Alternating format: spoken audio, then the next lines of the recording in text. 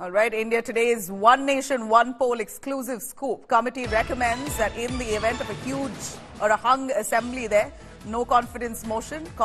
In fact, it constitutes the new House. Any such event, fresh elections will be held. Where fresh elections are held for the state legislative assemblies, then such new legislative assemblies, unless sooner dissolved, shall continue upon the end of the fall term of the House of People. No trust motion recommended for a hung assembly.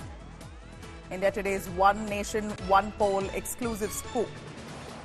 In fact, the government has been reiterating One Nation, One Poll would only mean that the entire country goes into elections at once. A three-tier election is what was suggested. At this point, inside scoop that we have right here on India Today says a no trust motion recommended for hung assembly. Kanu Sharda joining us for more on that. Kanu, Ram Nath Kovind-led panel on One Nation, One Poll submitting a report to the President Droupadi Murmu. Give us a little more on the inside scoop that we have on One Nation, One Poll. Break it down for us. What do you think is there in that very report handed over to the President? Yes, the report is just being submitted to the President of India for the further recommendation for the approval of hers, because her approval is required if all the election needs to be clubbed at one place. The Ram Nath Kovind-led panel had recommended the combination of all the elections which are held in three different places, like the state Lok Sabha elections, the state assembly election, and the municipal and panchayat elections. They have recommended that all these elections should be held simultaneously. So this will not. What they have recommended is that because nations spend a lot of money, a lot of energy on these elections, so simultaneously poll is what actually the future for the thing. Ram Nath Kovind-led panel had also recommended certain changes in the Constitution of India so that the electoral role can be accordingly amended like that. Also, they have recommended that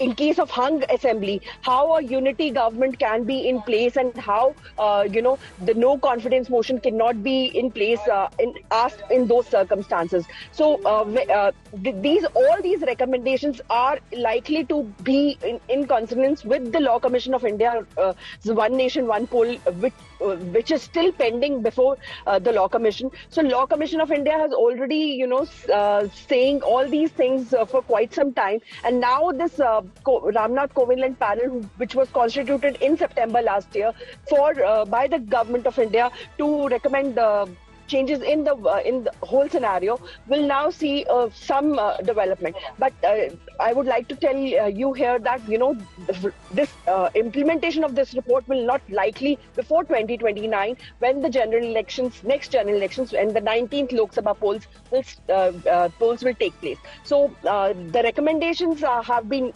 submitted today, but implementation, what we can see, is only in 2029, when the general elections will take place. Back to you. All right. Do stay with us, Kanu. I'm going to quickly cut across to Akshita, joining us live from the newsroom to explain to us the letter One Nation, One Poll, a little inside scoop that India Today has, Akshita. Three-tier election is what they are mulling at. A little more in detail if you could take us through. 18-page report that we have with us on India Today, Nabila. For the last 1 hour, we've kind of been going through the pages to get our viewers the highlights of what the panel has recommended. Let's begin by telling you who are the members of this committee. The chairman is former President Ram Nath Kovind. You've got Amit Shah, Ghulam Nabi Azad, NK Singh, Subhash Kashyap, Harish Salve, Sanjay Kothari, Arjun Ram Meghwal and Nitin Chandra. So interesting mix of political, legal, constitutional luminaries coming together for this particular committee. Now let's read out some of the points that we feel are important before we get to really the big takeaways. With regards to the economic and social implications of simultaneous elections, this committee had said that the consequences for simultaneous versus non-simultaneous elections are quantifiable. A large part cannot be quantified, like the impact of uncertainty, the disruption of a harmonious social fabric. The governance of India, which is based on predictability and certainty of action by the elected representatives, becomes malleable and politically diluted when elections elections are not synchronized. So they're talking about the problems when it's not synchronized. These 2 points also kind of highlight the rationale for simultaneous elections. It says the holding of simultaneous elections, along with the synchronization of elections of local bodies with union and state legislatures, represents a transformative reform aimed at reinvigorating India's democratic governance. Now, besides that, it also says it addresses the challenges of administrative complexity, financial strain, and voter disengagement. So the messaging here is that simultaneous election actually celebrates democracy further.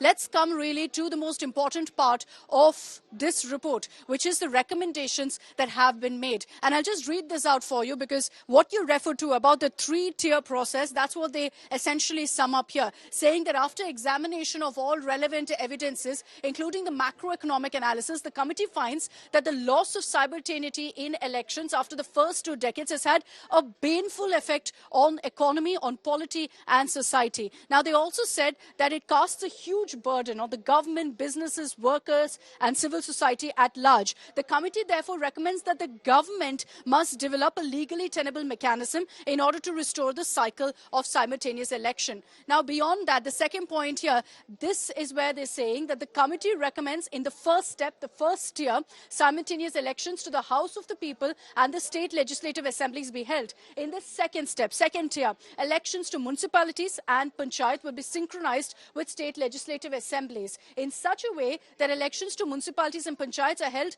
within 100 days of the first year of the holding of elections for the House of People and the state legislative assembly.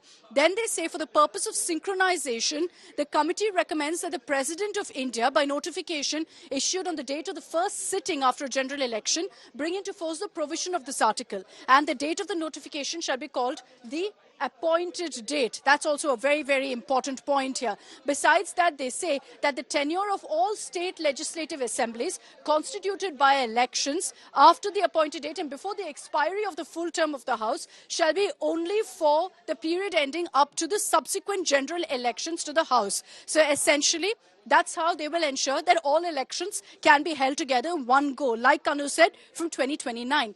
Now, for this purpose, the committee recommends that an implementation group may be constituted. We don't have any details yet about what that could really actually look like. Now, is there a need really to amend the constitution? This committee says yes. The committee recommends introduction of Article 324A for enabling simultaneous elections in panchayat and municipalities within the general elections of the House of People and the state legislative assemblies. They're also talking about an amendment to Article 325 for enabling single electoral roll and single electorals photo identity card, your voter ID essentially. Besides that, they talk about several other amendments that they believe need to be made. Now, another recommendation with regards to what happens if a hung house takes place. Now, in that case, the committee recommends in the event of a hung house, a no confidence motion or any such event, fresh elections may be held to constitute the new house. Where fresh elections are held, the tenure of the House of the People will be only for the unexpired term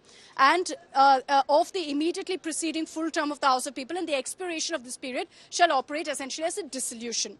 Now, after that, also what they talk about is a constitution amendment bill having to be introduced in Parliament, which will not need ratification from the states. And this is for in the case of a no trust or no confidence motion or a hung house as well. So they've gone into several nitty-gritties as well of how really this can happen. This with regards to also faces time frame. There are recommendations made there also on this issue. Akshata, stay with us. We also have Aishwarya joining us for a little more on that.